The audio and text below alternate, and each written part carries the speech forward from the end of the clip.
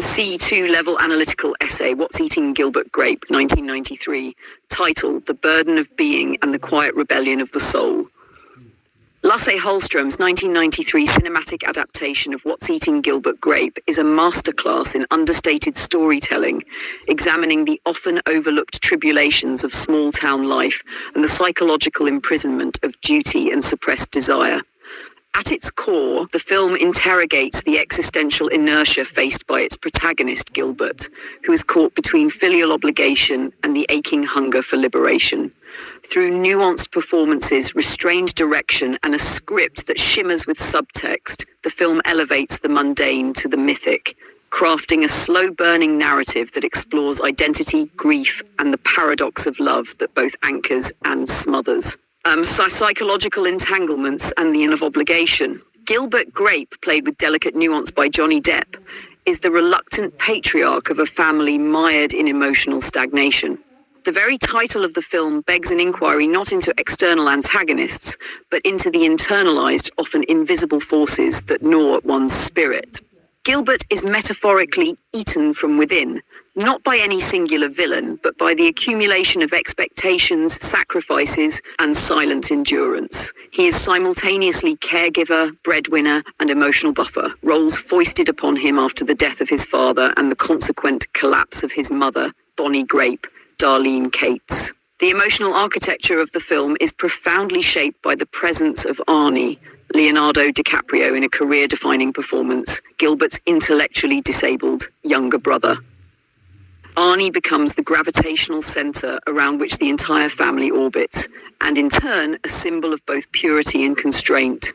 While Gilbert's care for Arnie is laced with love, it is also fraught with resentment, revealing the duality of familial bonds, how love can suffocate just as it sustains. Symbolism in stasis, the house, the town, the mother. Endora, Iowa, the fictional town in which the film is set, is a microcosm of entrapment. It is physically stagnant, economically moribund, and psychologically claustrophobic. Everything in Endora is decaying, including the dreams of its inhabitants. The dilapidated grape house, once a site of life, has transformed into a mausoleum of grief and obesity. The mother's overwhelming physical presence, a visual metaphor for years of unprocessed trauma and despair. Her weight is not merely corporeal, it's symbolic of the burdens each family member silently bears. Bonnie's character, far from being merely a figure of ridicule or pity, is emblematic of arrested mourning and maternal self-erasure. Her withdrawal from society and subsequent reclusion speak to the catastrophic effects of unresolved grief, social shame, and internalized self-loathing. Yet the film allows her a final act of dignity in death, when the house is burned down to prevent public humiliation during her removal. This act is as much about catharsis as it is about destruction, a symbolic purging of the past and an opening toward regeneration. The role of Becky, catalyst of change and the spectre of hope. Enter Becky, a luminous outsider who functions as both a narrative and emotional catalyst. Unlike the townspeople, she is transient, unencumbered, and profoundly present. Her very existence challenges Gilbert's passivity and rekindles his dormant yearnings. Becky represents the antithesis of Endora, movement versus stasis, choice versus obligation, and potential versus resignation. Yet she is not framed as a savior, but as a mirror. Someone who gently compels Gilbert to confront his own capacity for transformation. Their relationship is constructed with a quiet sensuality and mutual vulnerability.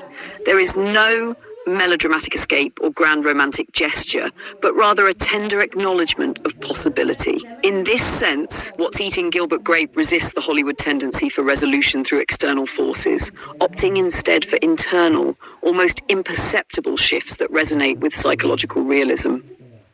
Thematic resonance, love, loss, and becoming. One of the film's most compelling qualities lies in its rejection of narrative excess.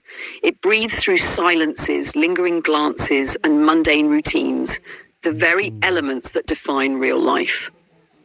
It invites viewers not to judge, but to observe and empathize.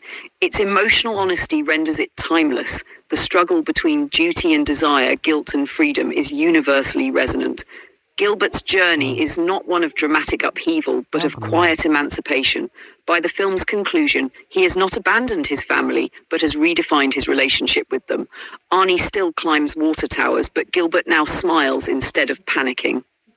The house may be gone, but its destruction marks the beginning of a new narrative, one that is no longer tethered to shame, fear, or inherited burdens. Conclusion: a portrait of subtle bravery.